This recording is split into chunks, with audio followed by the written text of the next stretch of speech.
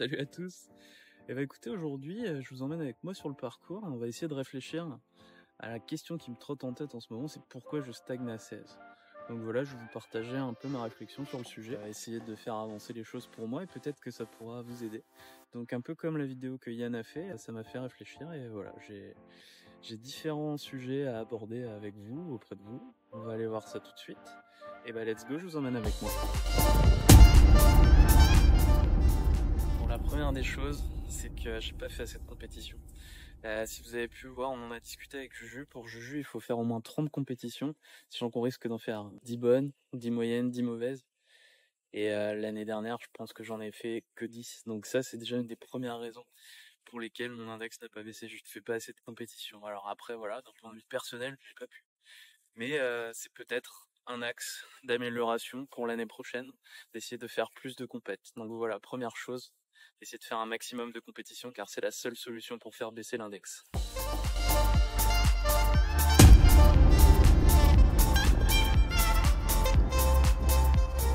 Deuxième point, capacité d'acquisition.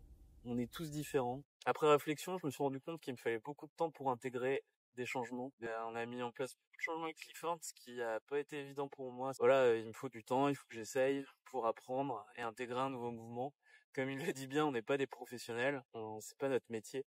Donc prendre le temps et être conscient de ses capacités d'acquisition, je pense que c'est une chose sur laquelle j'ai bien réfléchi. Il faut peut-être un an des fois avant que les choses se mettent en place, qu'on arrive à comprendre. Voilà, mais j'en suis conscient et je pense que c'est important d'être conscient de ça.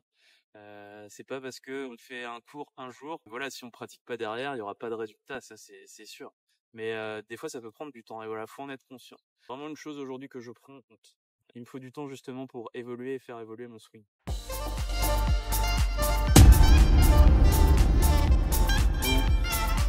toute honnêteté, j'ai pas été du tout réglo sur mes stats l'année dernière. Et voilà, ce sera le troisième point. Il faut absolument que je prenne mes stats à chaque fois que je joue au golf cette année. Pourquoi ? Parce que ça va me permettre de comprendre là où sont toutes mes erreurs. Et bon, voilà, on en fait tous, hein, mais quand on va voir son pro après, c'est plus simple de lui montrer. Et peut-être qu'il verra des choses qu'on n'aura peut-être pas vues, mais tout sera là. Ça permettra vraiment de comprendre et axer les entraînements et les choses à mettre en place sur le parcours. Donc je pense que de toute façon, pour chaque joueur qui veut progresser aujourd'hui, les stats, c'est obligatoire. Et de toute façon, vous l'entendrez hein, dans les podcasts, les vidéos des pros. Voilà, je pense qu'on peut pas espérer descendre son index à un certain niveau si on prend pas ses stats. Pour 2024, je ferai pas la même erreur. Je prends mes stats à chaque fois que je vais jouer au golf. Et par exemple, j'ai sur ma Garmin, je peux le faire. Et je peux le faire aussi sur l'application Hello Birdie. Donc voilà, ce sera mes outils pour prendre les stats cette année. Donc le point numéro 3, c'est vraiment prendre ses stats pour savoir où on en est dans son jeu.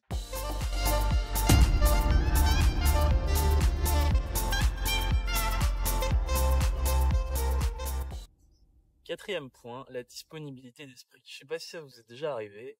Après le boulot, d'aller jouer au golf, après une grosse journée un peu stressante, il y a des problèmes et vous jouez vraiment pas bien du tout.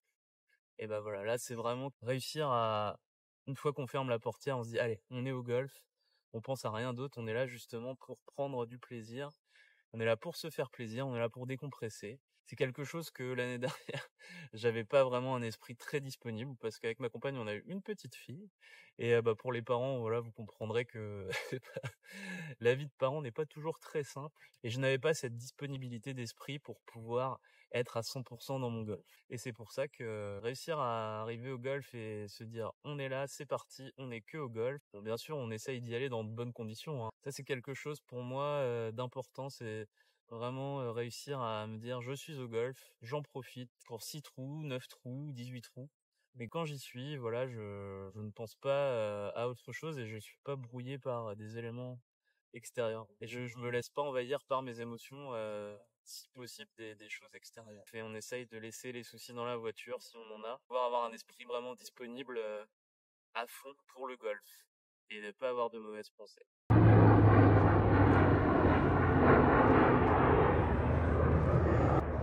J'ai vu les pilotes, il est pas très haut celui-là.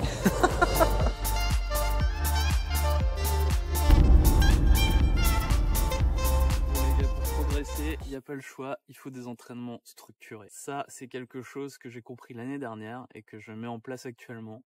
C'est-à-dire que c'est fini le temps où, allez, on va taper 50 flop shots parce que c'est trop beau et on aime faire ça. On n'a pas forcément toujours beaucoup de temps, mais il faut que ce temps soit optimisé au mieux. Voilà, moi je suis conscient maintenant que j'adore m'entraîner autour des greens, c'est quelque chose qui me plaît beaucoup, mais j'avais zéro structure, c'est-à-dire que voilà, je vais faire peut-être un chip pendant 10 minutes, le même, pour essayer d'emboîter le plus possible, et bah non, ça n'a pas d'intérêt. Autant travailler 3 trajectoires sur 3 amplitudes et changer de club, voir comment on peut travailler avec son 58, son 54, et essayer plein de différentes situations.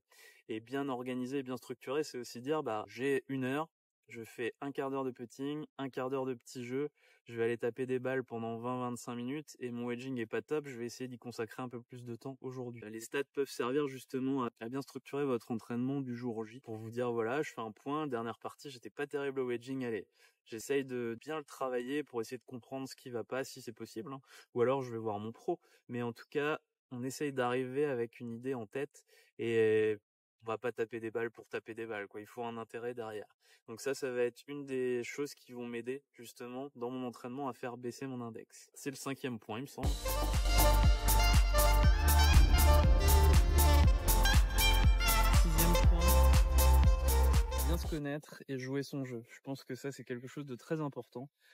Surtout quand on fait des match play, quand on commence à jouer contre des joueurs qui jouent bien. Donc c'est vraiment essayer de rester focus sur son jeu, ne pas surjouer, jouer vraiment comme on sait le faire, essayer de se recaler et se dire allez on joue en rythme. Il va plus loin que moi au drive, mais je suis peut-être plus précis sur certains coups de fer et peut-être que le drive c'est pas ma spécialité, j'ai peut-être d'autres points forts. Donc voilà, c'est vraiment de se connaître, hein, être conscient de ses axes d'amélioration, de ses points forts, du travail qu'il y a à mettre en place, surtout jouer son jeu et être soi-même au golf. Je pense que c'est très important.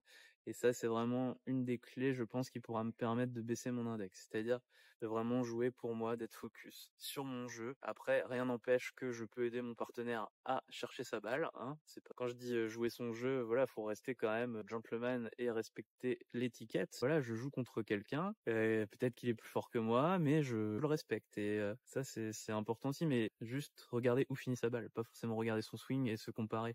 C'est quelque chose d'important, je pense. Vraiment être conscient de son jeu. Pour moi, un des points sur lesquels j'ai un peu travaillé ces derniers temps et qui va me permettre de passer des petites étapes, voilà, des étapes de progression. C'est long, mais c'était nécessaire, hein, je pense, de passer par ça, de mieux se connaître, de faire un petit travail sur soi, de poser le pour, le contre, jouer son jeu, se connaître, et voilà, on arrive serein. 10e point, bien se connaître, et ça sera une très bonne chose pour la suite.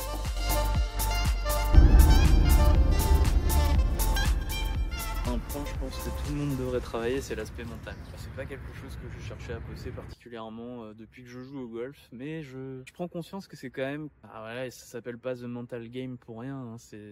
On joue avec soi-même et il faut être conscient que le mental a quand même une grosse importance. Donc pour ça, je me suis mis à lire quelques livres, articles sur l'importance du mental dans le sport et dans le golf. Je m'essaierai pas à la pratique qu'a mis en place le papa de Tiger Woods pour faire de son fils une machine de guerre, non, pas à ce point-là. Mais il y a plein de choses et plein de petites choses sur lesquelles on peut travailler, hein. Pourquoi pas se rapprocher éventuellement d'un coach mental, si on en a les moyens, parce que voilà, tout a un coût, hein. Moi, ce sera un peu mon travail aussi pour 2024, c'est vraiment d'essayer d'avoir une approche un peu plus fine de cet aspect-là pour si on peut gagner 2 coups grâce au mental sur une carte, je signe tout de suite, hein. Et je pense que ça doit être bien plus que 2 coups. Donc voilà, très important, travailler le mental, même à notre niveau amateur, sans prétention. Je pense que ça peut être une bonne chose pour pouvoir progresser et faire baisser son index. Alors, 8e point, l'étalonnage. Ça, c'est quelque chose que je n'ai jamais fait.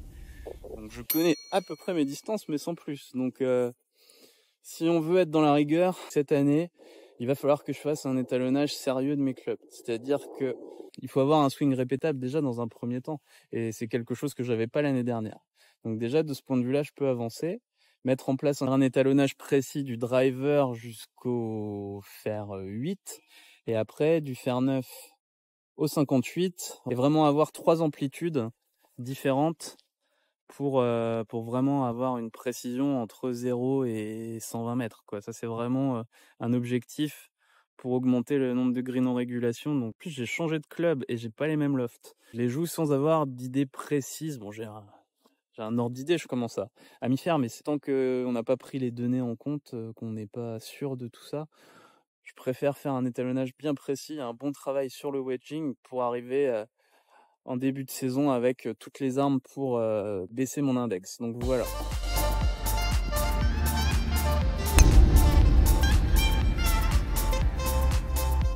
Encore un autre point à aborder, à améliorer, c'est la stratégie. Donc ça, c'est quelque chose qu'on a commencé avec Yann à travailler l'année dernière avec Clifford et Juju.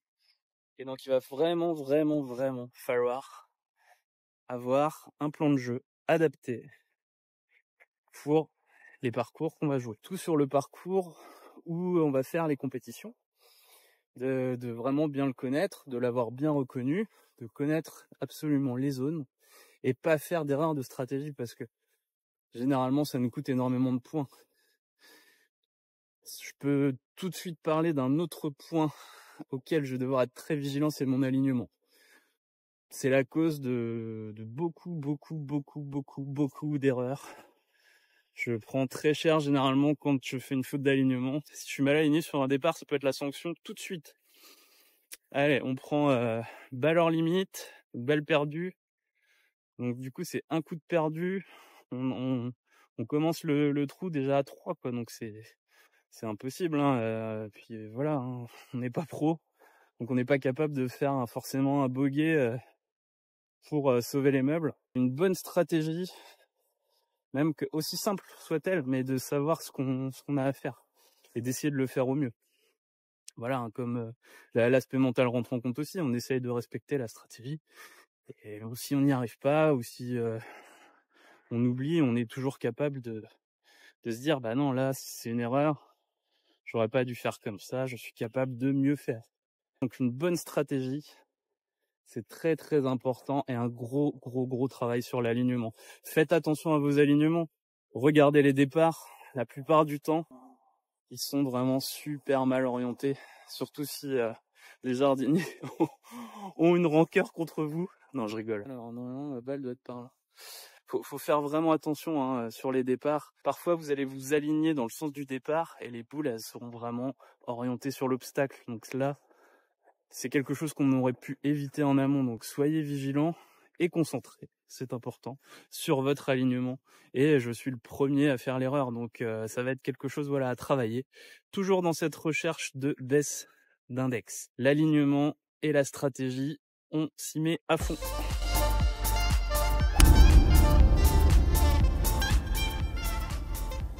Alors, encore un point à aborder qui sera pas négligeable. Et voilà, je vous en ai parlé tout à l'heure, c'est du matériel adapté. Donc mon ancienne série, ça faisait 4 ans que je l'avais. J'avais pas fait grand changement à part mes wedges. Et là, je me suis vraiment fait tout fitter. Tout est fité, tout est adapté pour moi. Donc là, je suis passé sur des clubs un peu plus... pas plus durs à jouer, mais je suis passé sur les... enfin, qui s'adressent à des joueurs qui sont en recherche de précision. Avant, j'avais les Ping i500, qui ont été des super clubs que j'ai adorés pour progresser. C'était super. Par contre, des fers hyper puissants, c'est-à-dire que, enfin, je trouvais en tout cas que j'avais vraiment, je commençais à avoir un intervalle en fait où, pour pas grand-chose, je pouvais quasiment me retrouver avec un écart assez important et un peu moins de précision que ce que je peux avoir avec mes nouveaux clubs. Donc avoir un matériel adapté, je pense que ça s'adresse à tout le monde et c'est hyper important. C'est un certain coût, mais c'est important hein, quand on fait un sport, qu'on s'investit, qu'on veut progresser. Malheureusement, ça nécessite d'y investir de l'argent. Et pour ça, il y a nos partenaires Golf Passion à Caen, Rouen et Granville pour vous aider à trouver du matériel adapté. Donc n'hésitez pas à aller faire un tour dans leur magasin du réseau Eurogolf. Voilà, un nouveau point. Matériel adapté, c'est hyper important. On gagne en précision, en régularité, en efficacité, et on se blesse pas surtout. On passe au point suivant.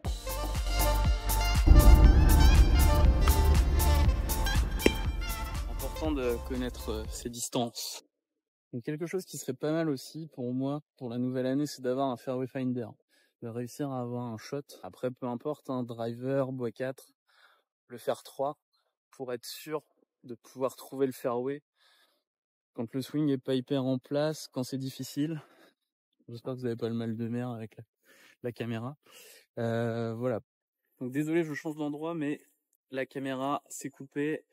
Le fairway finder, hyper important, avoir une arme pour pouvoir se battre sur les trous hyper difficiles. Donc vraiment bosser là-dessus avec les pros pour avoir une sécurité de mise en jeu sur les trous compliqués, pour pouvoir avancer et pas rencontrer de soucis, quoi. Enfin voilà, je pense que pour moi c'est important d'avoir cette arme-là dans le sac, petit fairway finder. Cette année, gros focus sur les routines, c'est quelque chose qu'il faut absolument avoir. Enfin voilà, je pense que les joueurs professionnels en parlent assez. Ça va vraiment être pour moi un axe d'amélioration de mon jeu, d'avoir des routines que je peux reproduire sur chaque situation pour vraiment garder le même état d'esprit, et ça va pouvoir faire que du bien. Prendre le temps de réfléchir à une situation, dans un moment difficile, se recadrer avec sa routine, voilà, sur un shot un peu compliqué. Gros focus sur les routines, que ce soit au putting, au grand jeu, à inclure bien sûr là-dedans l'alignement, que ça fasse vraiment partie de la routine sur tous les shots et même au putting, hein, on peut pas déroger. Enfin voilà, la meilleure partie de ma vie que j'ai pu faire en compétition, j'ai vraiment aligné toutes mes balles, je me suis concentré, j'ai essayé de reproduire ça à chaque fois et ça m'a vraiment aidé, j'ai rentré énormément de putts. Donc voilà, gros focus sur les routines en 2024. Donc voilà, cette vidéo se termine, et pour conclure, s'il y avait une chose pour vous à retenir, c'est vraiment, il faut prendre du plaisir au golf. Je pense que c'est la meilleure chose pour pouvoir progresser. On est là pour s'amuser avant tout. Je pourrais citer ma compagne Pauline qui m'a dit une fois, si c'est pour partir 4 heures et rentrer énervé, ça n'a aucun intérêt. Hein. Donc voilà, merci Pauline. J'ai pris bonne note de tout ça et j'essaye d'appliquer au mieux. Je vais au golf, c'est pour du plaisir et ça ne pourra avoir qu'une bonne incidence sur l'index. J'aurais pu aussi aborder certains points mais qui paraissent un petit peu logiques, hein, bien s'échauffer, profiter de la période hivernale pour aller voir son pro, c'est des choses qui paraissent logiques. Donc j'espère que cette vidéo vous a plu, hein. C'était pas simple pour moi de me filmer tout seul. Donc j'espère que ça vous aura plu. N'hésitez pas à nous dire pour vous si vous voyez d'autres choses, qu'est-ce que vous allez mettre en place, quels sont vos objectifs pour l'année 2024. Ça nous intéresse, on a envie d'en parler un petit peu avec vous. N'hésitez pas à vous abonner et à liker la vidéo. À bientôt, ciao!